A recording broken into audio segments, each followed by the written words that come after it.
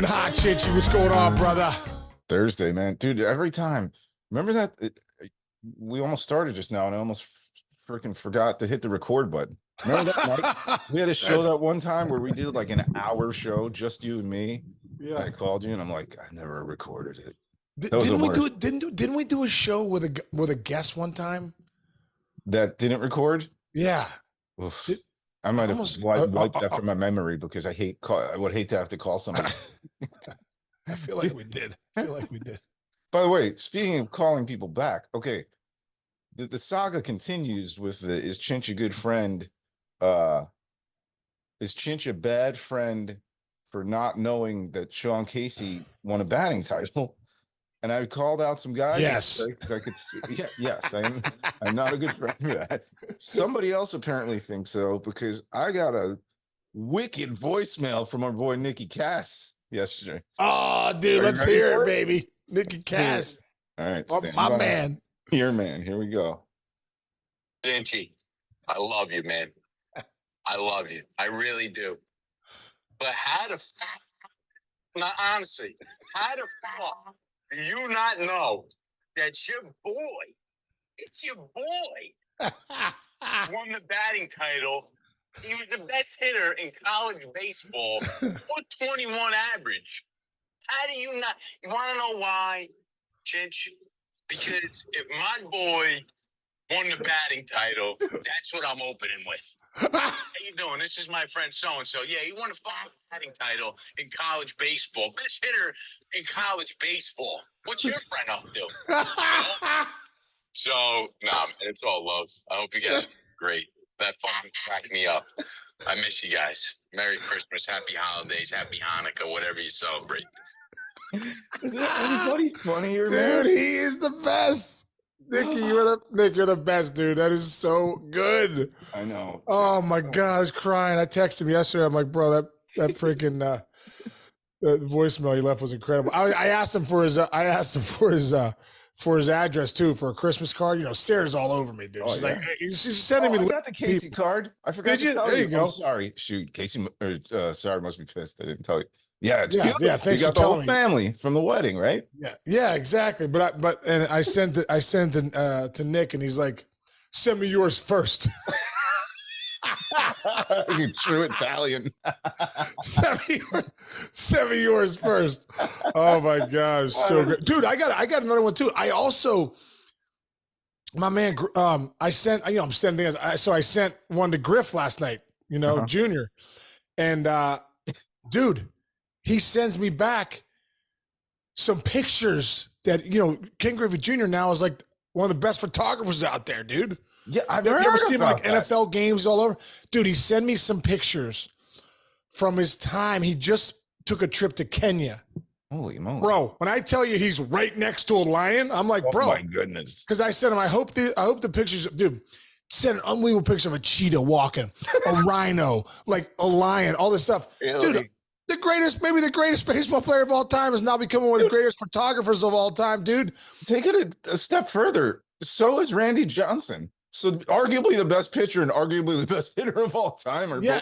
And both teammates for 10 years. Teammates, that's right. I wonder if they got each other into it. Dude. We had him on. By the way, he's your friend. And oh, yeah, we're going to get him on. Well, Griff's, he's very fickle. You call him, he won't talk to you for 2 months. And then, Dude, look at this. Let me see. You got shots? Yeah. Can you see this? Wow, dude, is that a zebra? Zebra. What would you do? What would you do if that thing was right in front of you? You wouldn't be taking pictures of it. I would die immediately on the spot. Stroke, heart attack. Elephant. Oh my God. Isn't that incredible? Unbelievable. And that's him. That's his. This is Griff. Look at this one, dude. This one's sweet. That is insane. Is it charging him? Look at that thing, dude. I know Griffey was fast back in his day, but he ain't out. No way. Griff ain't outrunning that. I mean, look how. Yeah, I don't think he's right next to that, but then that right there, and then this one right here, this lion. Good grief, dude! This is in the wild too. And then I said, "Where is he? Kenya, dude." Yeah, he's in Kenya. And then I said, hopefully you got the big lens on, like hopefully you have. Bro, look how close he is to this lion. Oh. What? That's what I said. I go, what are you, nuts? That's insane. I don't know if I Got could 4 do feet that. from that lion. Dude, people go on those. I don't think I could do that. I mean, maybe like the Disney World one at the Animal Kingdom where they probably have like snipers up on the hills everywhere you go. But like, I don't think I could go on a safari, like a hardcore safari. First of all, I hate insects. You go out to those countries, man. You get a mosquito, you come back with like your asshole falls off or something. Chiz, I just showed you a picture of a cheetah, a lion, a rhinoceros, and an elephant that could kill you. Yeah. And you're talking about Joey the mosquito is going to freaking send your butthole into like you had 55 shots of Cholula. Cholula hot sauce. You like the red or the green better? The red. Green guy.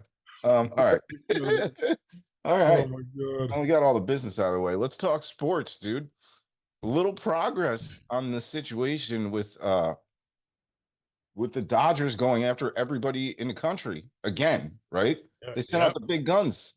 We didn't realize. Dude, the biggest thing is we said it before. They didn't sign a free agent last year, knowing that Yamamoto was going to be there. First off, Ohtani was going to be there with the thought process of how do we sign Yamamoto? And it looks like now they're in legit talks to get Glass now. They are going for it, dude. Can you imagine? And you got to think Kershaw's coming back, right? That's a foregone conclusion. Kershaw's coming back. Yeah, especially if these guys, if these guys come, you kidding me? He's definitely. But so the interesting thing that kind of spins things forwards from our conversation yesterday is, do we think Yamamoto and Shohei would want to be teammates? Because and not for any fault of each other, but just you want to be the number one guy on your roster. Well, Shohei clearly wants Yamamoto because he was in the recruiting meeting. It was him, Mookie Betts, and Freddie Freeman all showed up to try to pitch Yamamoto to be a Dodger. I mean, that goes a long way. Right? How about the MVP of the American League shows up with the runner-up and the third guy for NL MVP, and all three of them show up and say, "Got to come play here in LA." Yeah, we need you. Yeah, and not only is it LA, which is obviously going to be huge for his career off the field too, but they're going to win every year, dude. That's why Ohtani's there. Those guys are going to put. And did you see the one clause where it says if Andrew Friedman or the owner ends up leaving or gets released or gets fired, that Ohtani can negate his nix the contract? Yeah. Wow. Well, that gives them a little. He has a bunch of clauses in there. Yeah. So if you want to get rid of Ohtani in like 7 years, just fire Friedman. That's crazy. I think Freeman's arguably starting to go down the path of one of the greatest of all time for what he does, dude. Yeah. No, unbelievable. It's so cool. Like, think about it. Ohtani's now a Dodger. You got Soto's now a Yankee. You're going to see these guys in different uniforms. And what's cool is like it's all different colors. Like I was so upset when Pujols, not upset, but when Pujols went from the Cardinals to the Angels, it confused me. Same colors. For like 3 years at MLB Network, I'd look up and I'd be like, oh, wait, the Cardinals are playing it? Oh, no, that's the Angels. That's where he played. But now you got different unis. I love it. Pretty cool. So great. One other thing we were looking at yesterday, coming off of these huge signings, you like this one. Bleacher Report, got to give them credit for this. Best and worst 25 million plus free agent signings in every MLB franchise's history. If you go take it out, it's by Kerry Miller, Bleacher Report. Very cool article. And it literally, your team will be in here because every team's in it. Was there anybody you picked out of there that you really loved? Let me go see. I mean, I'll start right from the top. Like Randy Johnson to the D-backs was a transitional signing, like all-time signing. I thought the Manny Ramirez one, 8 years, 160 back in the day. Yeah, I was like, wow, that's big money. But turns out he was worth every penny of it. Yeah, that happened on either Thanksgiving or Christmas. I remember that year because it screwed up all the insiders and like ruined their holidays. Dude, but how about this? Look at it. The Cubs have a couple different options. Like they gave a lot of money away back.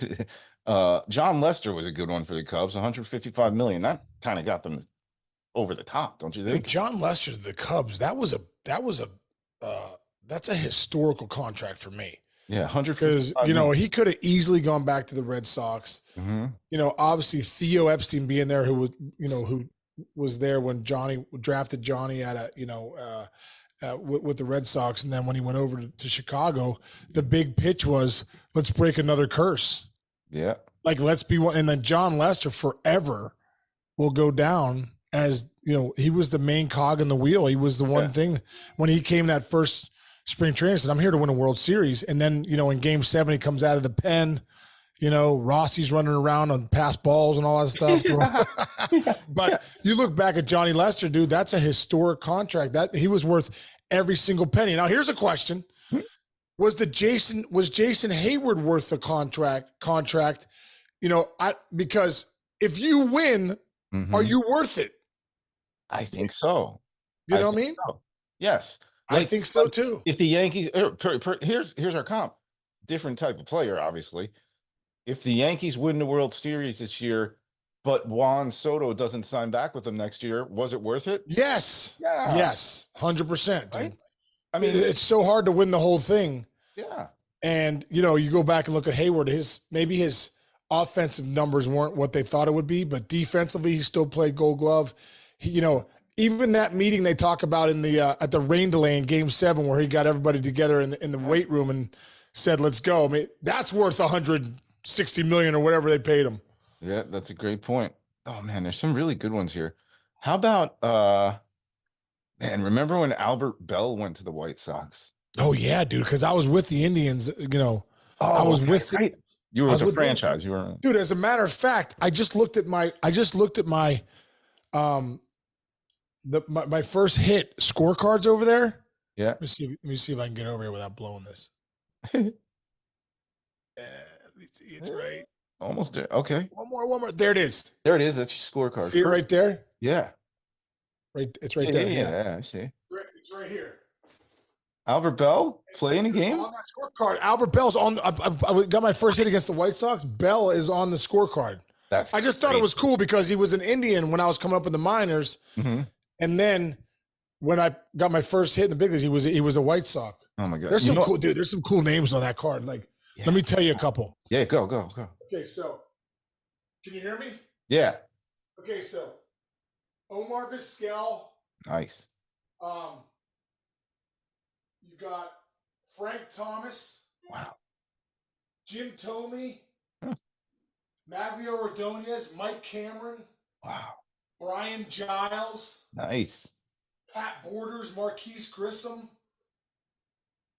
My man Jeff Manto. Manny Ramirez. Ozzie Guillen. Oh, that's amazing, dude. Yeah, dude, there's some good people on here. Kevin Seitzer, Richie Sexton. Wow. Yeah. Kevin there's one more. Dave Martinez. Nice. Robin Ventura. Dude, there's some good. That was my first game, dude. I was like, man, there's some good players in here. Looking back. Hey, speaking of that, this is totally off the beaten path here, but you're talking about your scorecard. Did you see what happened with Giannis last night? The basketball player? No. So he scores 64 points last night. Okay. Yeah. And he's going to grab the game ball, and one of the assistant coaches on the Pacers grabbed the game ball and ran into the Pacers locker room, and Giannis chased after him to get his 64 points. He wanted the game ball. The Pacers assistant coach claims that there was a rookie on the Pacers who got his first bucket ever, so he wanted the ball for him. So the argument is, does a guy get it for his first bucket ever? Or does a guy who scores 64 points get it? And obviously, Giannis is a little more popular than the other guy. There was a scrum in the hallway outside the Pacers locker room, and I think, I don't know if it was the GM or the head coach, said one of the assistants, somebody on the staff of the Pacers got elbowed in the ribs, and that's like bruised ribs from a. Bro. Yeah, it's crazy. I'll tell you who wins. The guy who got the first bucket. You think so? You kidding me, dude? I like that. What do you got there? Is that your first hit? The coolest things I have is my first hit ever, right here. Everyone has their first hit ever. Like, this is from that game. And the Indians were cool enough to dress it up for me. They got an artist to dress it up. Yeah. That's a big deal, dude. I mean, Giannis, what did he score? 64 points? Yep. And what was the big deal on that? I don't know, 64 points. Who cares? It's this other guy's first bucket. Giannis has 50,000 points. This guy got his first 2 points. What if he doesn't play again?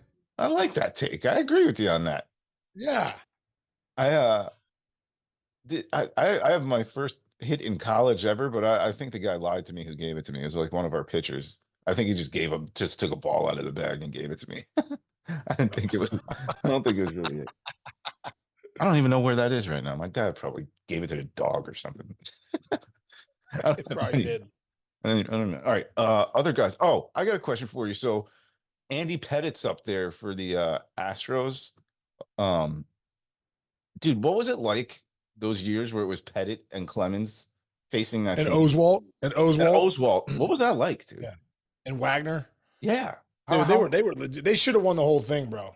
They should have won the whole thing in 2005, I think. But Uh-huh. I think Pettit was hurt, dude. Yes, I think it was banged up. Pettit was hurt. Mhm. I was joking around with Pettit because I was like, I think I hit pretty good off Pettit. Yeah. And I go back and look at my numbers. I'm like, dude, I was joking around with him this year, when I was with the Yankees because he's, Andy was around a lot. I'm like, bro, I raked you in 04. And 03, he's like, yeah, I pitched the whole year with a blown out UCL. I go, oh. That's amazing. I go, well, listen, I dominate. Whenever Andy Pettit's UCL's blown out, I dominate him. That's really good. But, dude, what was that? Oh, they should have won that year. That was such a good team. They were loaded, dude. They're loaded. First off, Lance Berkman was one of the best players in baseball. Obviously, Baggy was there still, Biggio, all those guys. They were loaded offensively and pitching. They were loaded. Wow. That's legit. Oh, here's one that's not good. Javi Baez is $140 million contract with the Detroit Tigers, dude. Can you turn him around? Can somebody turn him around? The guy was freaking MVP type player. And dude, I wonder if the market in Detroit, I mean, I'm not making excuses for anybody. I'm throwing a theory out there. Is the market in Detroit too small for Javi Baez? He does great in Chicago, does great in New York, goes to Detroit. I don't know. It's interesting you say that. Harold used to always say, he's like, it was really hard playing for those Seattle teams when they were the worst team in baseball because like nobody would be in the stand, so you had to like self-motivate yourself. Right. I've been there. You've been there. Yeah. Yeah. That's I've been there when you're 20 games out in July and you're just playing for your teammates and your stats and you're like, ugh. Oh, how tough. Like when you're in the race in August and September, coming to the park, you feel like it's spring training day one. You just can't wait. You want to win. You want to do something tonight, Right. So different than when you're totally out of it. Oh, is it like, do you wake up in the morning like hoping for rainouts and stuff? Like, is it that bad someday? No, because you want to get the season over with. So you want to play as many games as you can. That's a good point. Yeah. Oh, how about what about Chris Davis's contract? $161 million he got. How about that one? Remember 2016 to 22. That was such a weird contract because like he would hit like 50 homers and 270 and driving 130, and then he'd hit 160 with 20 homers. Yeah, and his numbers went in the tank. It was just a weird. It was a weird. Like every other year he would do good. Right. But then the years he didn't do good, he'd do super bad. Yeah. Like very weird. Who else we got here? Cleveland Guardians. Oh man, Roberto Alomar. Cleveland. Those Cleveland teams, those John Hart teams were ridiculous, man. They were loaded, bro. They were loaded. Ridiculous. How about this one? This was always a weird one for me, right? Matt Holliday was like unbelievable on the Rockies, and then he signed that deal with the A's, and he just lost it for that year, and then he just left the A's and got back to being like Matt Holliday. Went to the Cardinals and dominated. And he went to the Cardinals and dominated. Yeah. Matt Holliday. Go look at Matt Holliday's numbers, dude. 299 career hitter, over 300 homers. Have we had him on? We haven't had him on yet. No, we were gonna have him on the one time, but he it was right around when Jackson was getting drafted, so like there was so much going on. So Dude, that 1 year with the Rockies, he had 340 with 50 doubles and 137 RBIs. Dude, Matt Holliday, I mean, everyone talks about, you forget how good he was, man.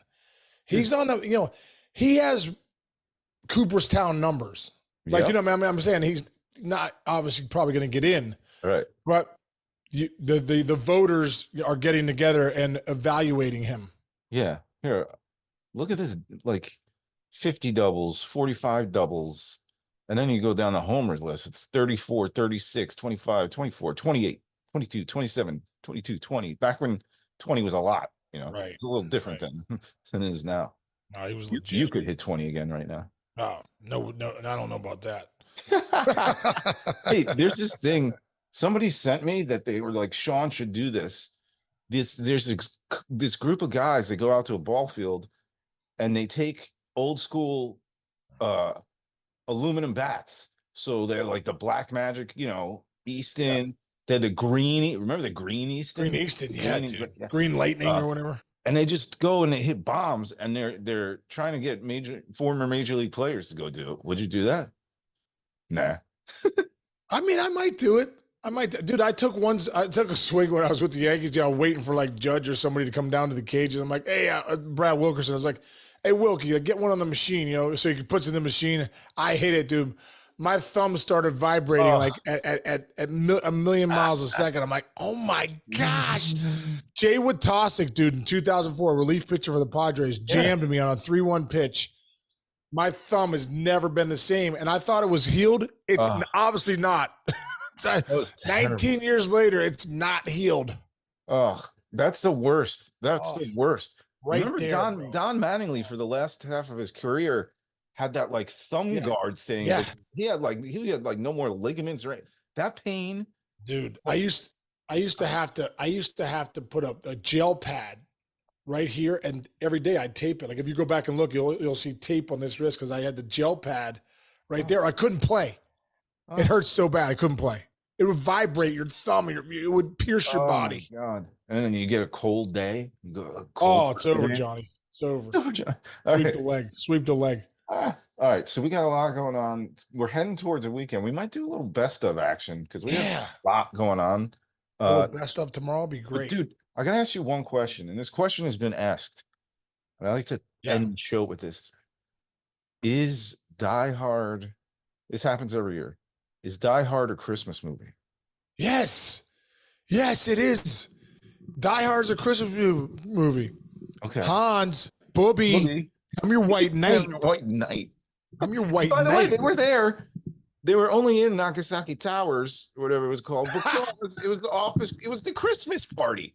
It was a Christmas party, dude. And that's why he's bumping lines all over the place and ran in and moved by that guy, dude. They're a great move. Stay off drugs, man. And otherwise you get. It's a Christmas movie, 100%. If you don't think it is, you got a problem. Matter of fact, a couple years ago, we watched Christmas movies. I pulled it out as a Christmas movie, Die Hard. Yeah.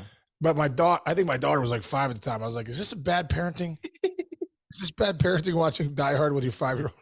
Okay, but now I have one that I don't think has been asked. And the reason this all came into my head was because Dan Aykroyd was on some podcast the other day.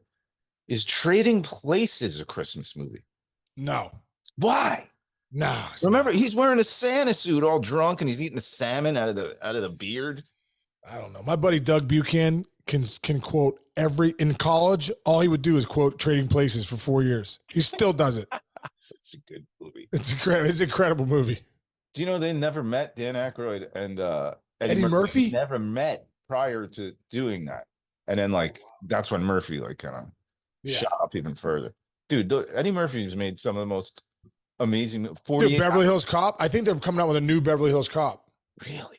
Yeah. I'm so glad he's back doing stuff, man. Dude, missed him, dude. Dude, I love Eddie Murphy. I got a quick story for you about Beverly Hills Cop, and then we'll call it a day. Okay. 12-year-old Joan Casey brings me and my buddy Mike Junko and my sister and my grandmother Ruth Casey. Yes. She was in visiting from Sayville, New York for 2 weeks. We went to see Beverly Hills Cop.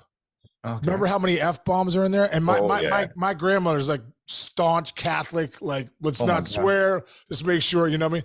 Dude. They go into a strip club in that too, don't they? Oh, bro, we came out of there. I thought my grandmother, who's 5'1", was going to fight my mom.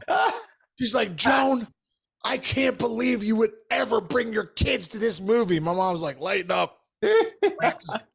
You know, to root. So, man, I love you. Mom, I love you too. And Mom, I still think it was the right call because it's one of my favorite movies ever. I've watched it 50,000 times. That's perfect ending.